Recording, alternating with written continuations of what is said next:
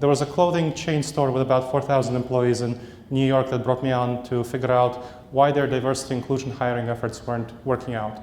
The manager of the chain was really concerned that her sales team wasn't really able to engage with customers well, with the multicultural customers, because they didn't have a sales team that was diverse enough.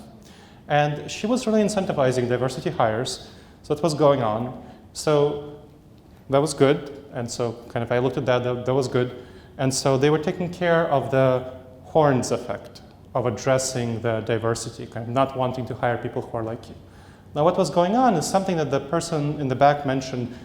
The problem that they weren't addressing was the halo effect, hiring people who are like you. So that's something that they weren't really addressing. And what we talked about and what we worked out, there's a very easy strategy to address that, and that's disincentivizing people who are like you.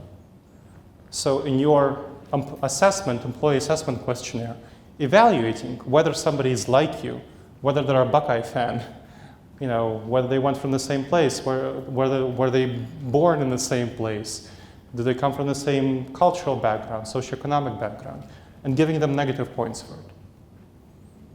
So disincentivizing hires that are like you, that are like the people doing the interview.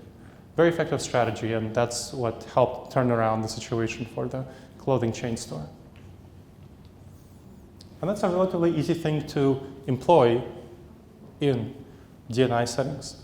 So not simply taking care of both the horns effect and the halo effect.